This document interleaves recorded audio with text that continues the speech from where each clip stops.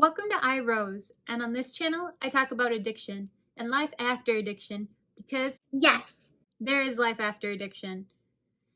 So today I wanted to talk about the biggest long-term side effect that I have from drug use, which would be OCD, compulsive, intrusive thoughts, scary thoughts that I have that I really try to block, which I don't think is really works. So yeah, I wanted to kind of get into what was my journey to getting these really horrible thoughts. So I started drinking when I was like 16. It wasn't like an alcoholic situation. It was just very like occasionally on the weekend, whatever. I didn't try weed until I was like 18 after I graduated high school.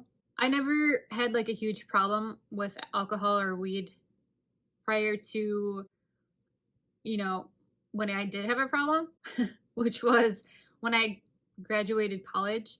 I had just broken up with my ex-boyfriend and I just was having a difficult time. I moved back home with my dad and I started to escape into drugs and alcohol.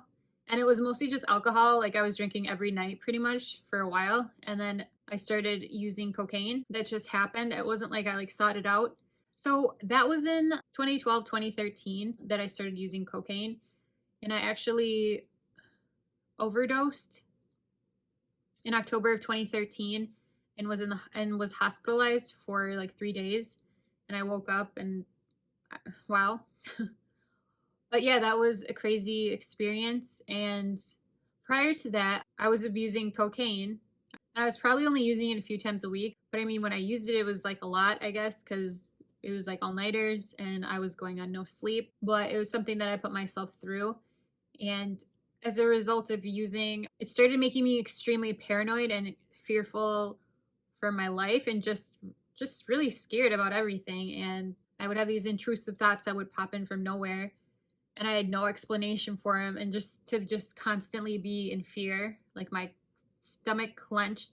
I wouldn't want anyone to experience this. Like it's something that I experience every day till this day. Like I've seen multiple psychiatrists and none of the doctors knew what to do. I tried all these medicines. I've just given up kind of trying to fix it, and it's just something that I deal with now. After I overdosed, I didn't quit cocaine. I think I did for a couple months, but then I went back to it.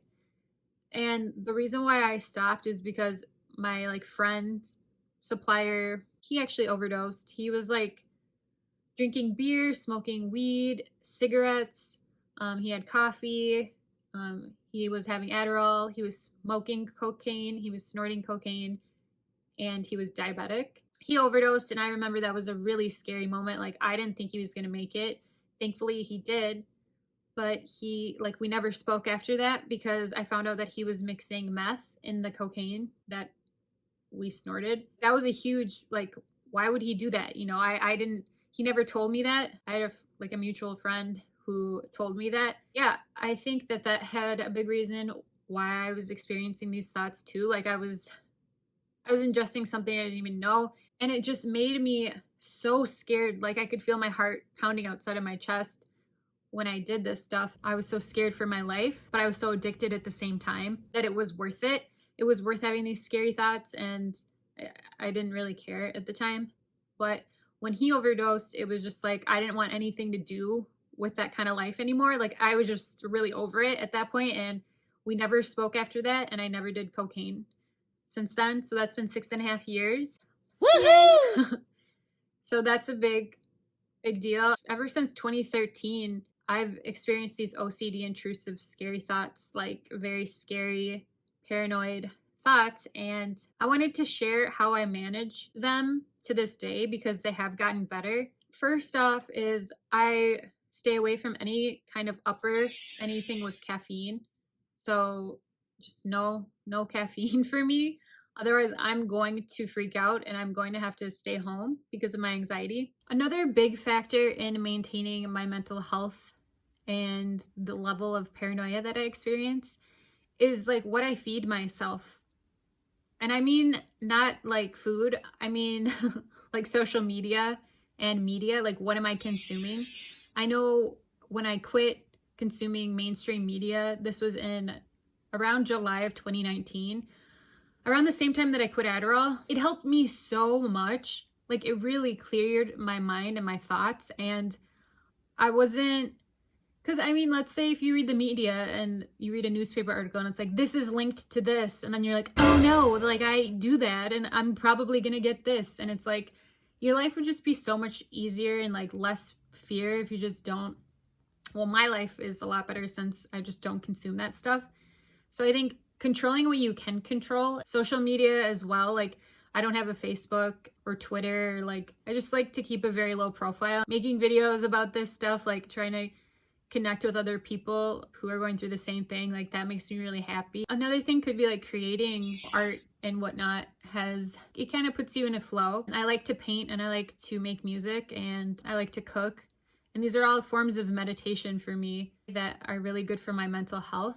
I don't really recommend any antidepressants. Like I can't because they didn't work for me, like, or any OCD medicines, because they just didn't help. If they do for you, like that's awesome. And like, you're lucky that you have something that keeps you level-headed. For me, it's just been a different path. I think that what I consume, literally, like every choice that I make really can impact how my day is going to go and what kind of stability I'm going to have here. Because really, when it comes down to it, I think we have more power than we believe that we have. Because going onto the internet and looking at like social media influencers and seeing their life and stuff, it's just like, it's not, I think it put more pressure on me and just made me like, I don't know, that's a different type of video, I think.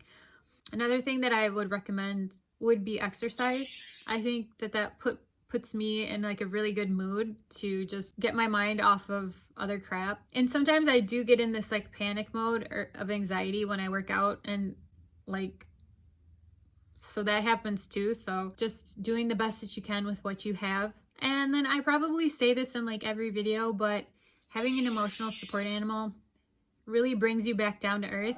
It shows you what really matters in the world, because knowing that like I protect them, it makes me feel like they protect me, and it just really calms me down being with my emotional support animals. They're just the best thing ever.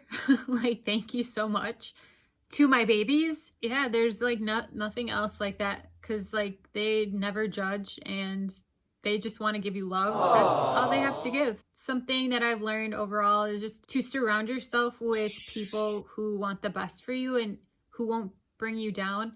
And it's not one of those like, get rid of your toxic friends, because I've been the toxic friend, and that really hurts when people just ghost you and they just totally, completely ignore you. So if you have a friend that is negative or whatnot, please don't ghost them. Please communicate clearly that you care about them and that you're just not able to be around them because of this and this. Because, you know, who you surround yourself with is very important. I think what's best for everyone is just to communicate rather than just ignore people. So that's my little PSA. I think that if you go to support groups as well, I have done that. I've gone to Narcotics Anonymous, and I really enjoyed that you'll meet a lot of people in the same boat. It's not something during COVID that you can really do.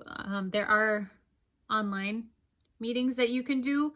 I have not done that. I want to actually like get involved in being a part of like hosting meetings. I want to definitely get involved in that. I think that's something that I would love to do. Getting involved in the community of like-minded souls. Time heals all wounds, and it's been a long road to get to where I am today. It's been a short amount of time that I've quit Adderall and caffeine, and it's tough, but it's been really worth it for my mental health to just stay away from these things. I would really love to connect with other people who have had to quit substances too, and just learn about your journey. So please leave comments down below on what you're experiencing, or yeah, overall, these are my helpful tips of what I do to maintain my mental health when I'm feeling paranoid and scared. I do everything that I can do, just making healthier choices every day and just communicating with yourself and with those around you and getting involved in the community. So thank you so much for stopping by. I hope to see you in the next video, And I also wanted to let you know that I just started a blog this year, and over there you'll find similar posts to my videos here, except I do like to include additional information that I don't share in the video. So please check that out and like, subscribe, and comment down below. I would love to hear from you guys.